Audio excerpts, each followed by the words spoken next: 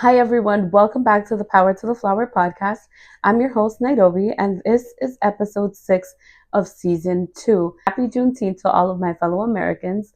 Whether you have celebrated it before historically or not, it is okay. We are now celebrating it as a country, and under one nation, I believe that we should take the time to understand why we celebrate Juneteenth and specifically what it means for Black liberation and Black freedom in the United States. So, check this out. On this episode, we're going to be correlating how Juneteenth is related to cannabis policy, along with past era policies like Reconstruction.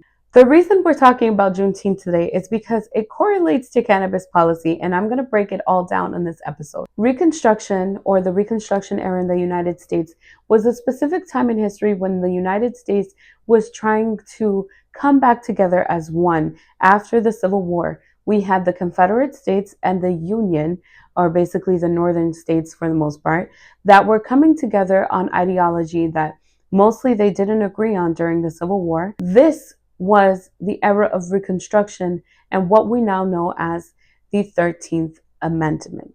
Stay tuned and get ready to take some notes as I'm going to be pointing to some resources and specifically to data points that would relate to this topic.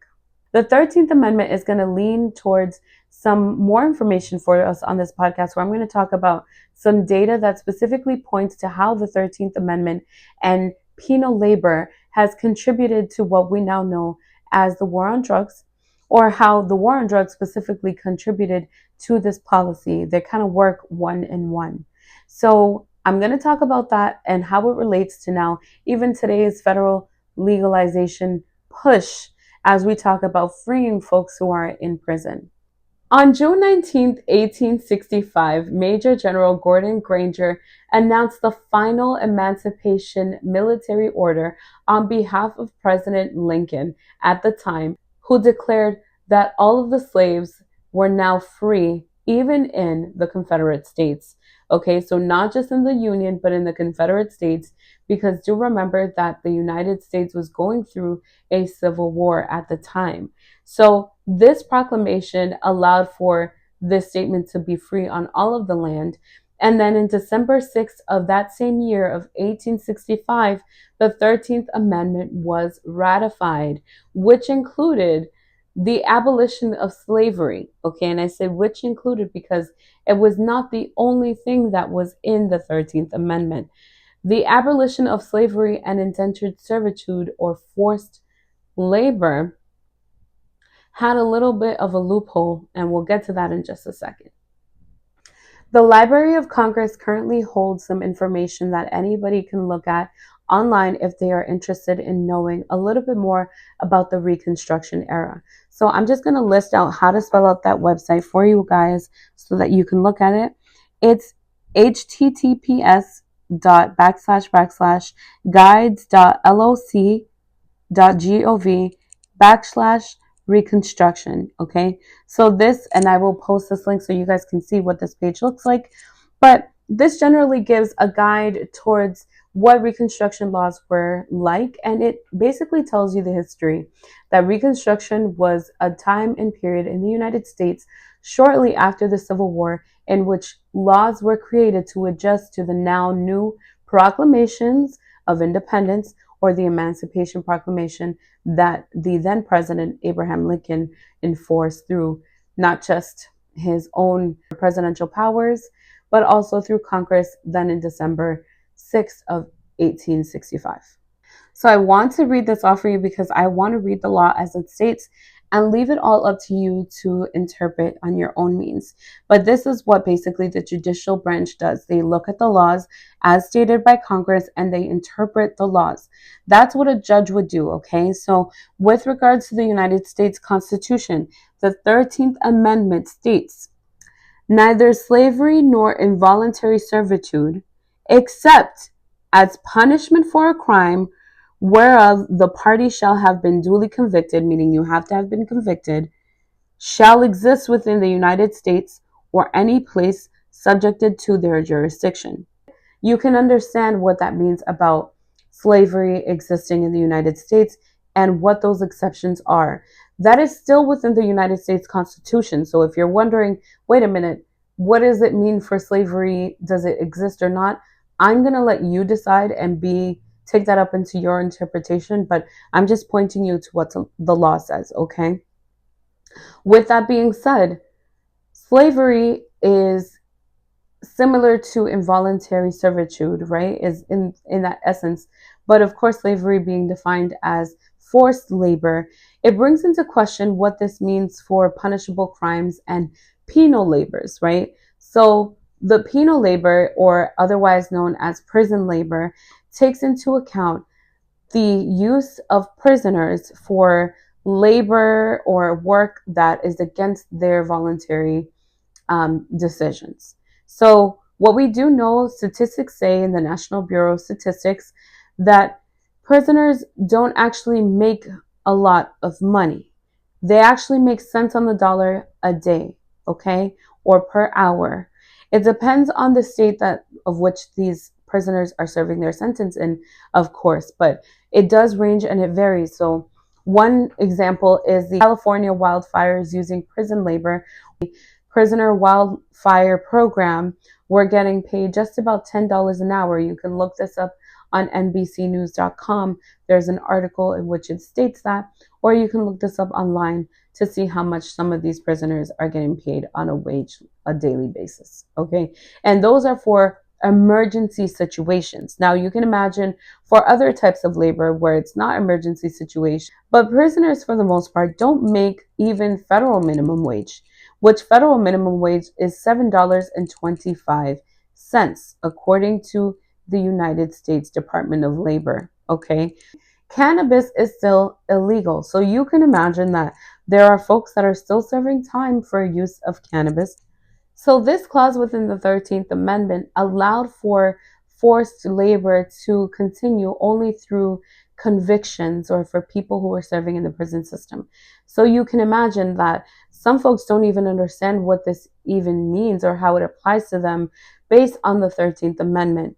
In 1865, when we're celebrating Juneteenth, which is a commemoration of the emancipation, once that emancipation was legalized, we saw that there were exceptions made to that rule. And of course, the exception is only if punishable by crime. If you are convicted of a crime, you are subjected to these forced labor conditions. Okay. You can't just say no to the person who's jailing you about not doing a job they're asking you to do.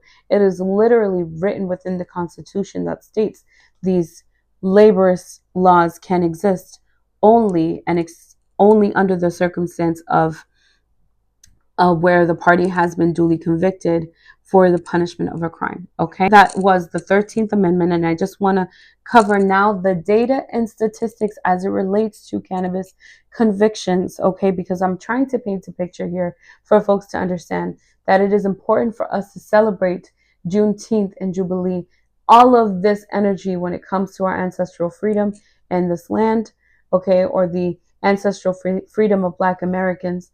But it is important for us to see and understand what that means when it comes to present day cannabis policy.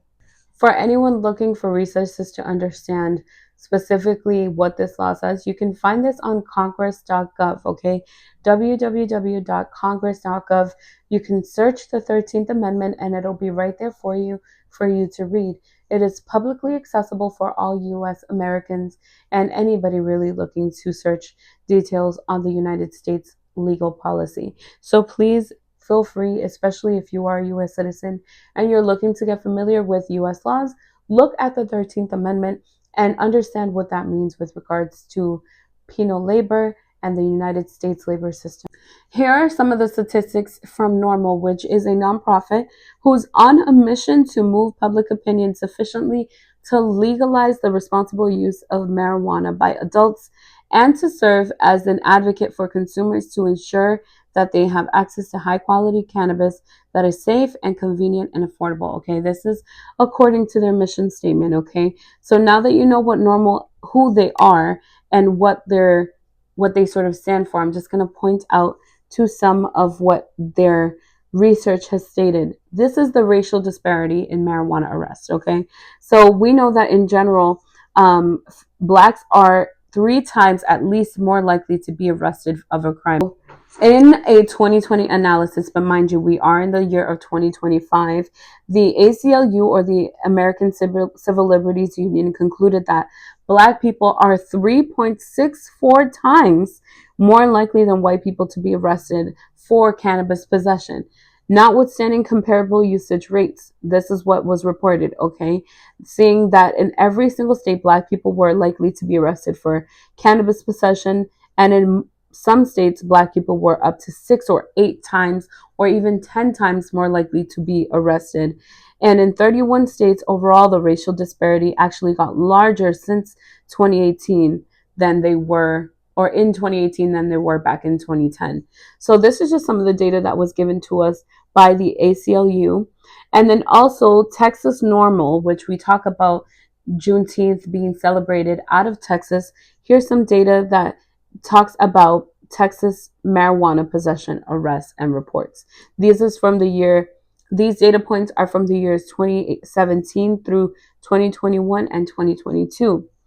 A 2022 analysis, this is just what it reads, of marijuana possession arrests in Texas for the years of 2017 to 2019 reported that African Americans comprised of 30.2% of all arrests. That's all arrests. Yet, and there's a big yet, Black people comprise only of 12.9% of the state's population.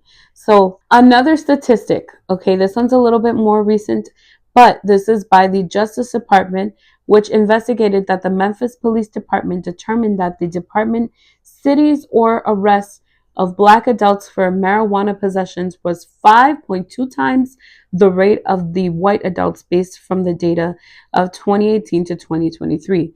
This is again from the U.S. Department of Justice of Office and Public Affairs.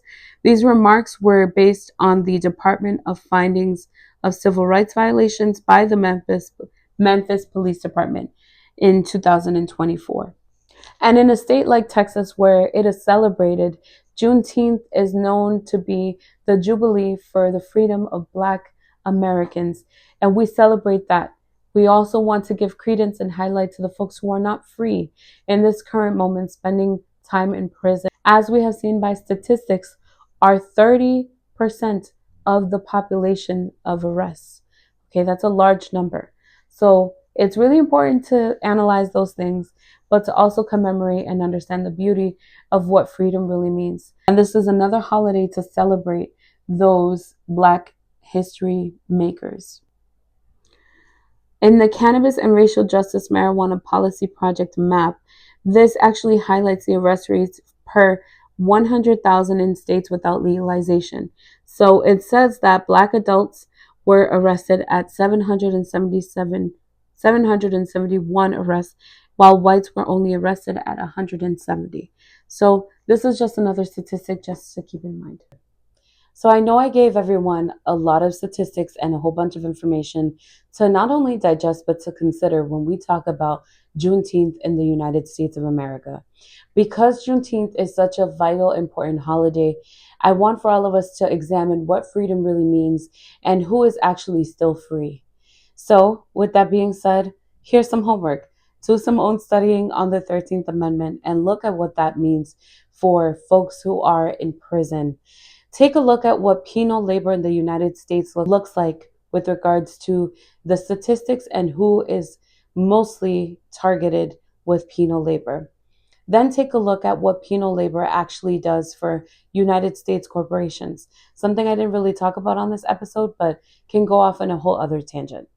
I think it's important that we not only just stay elevated, but we stay educated on these topics, rising above what we know is wrong and looking towards a future where we can correct some of these wrongs. Thanks again, and I'll see you next time. Bye.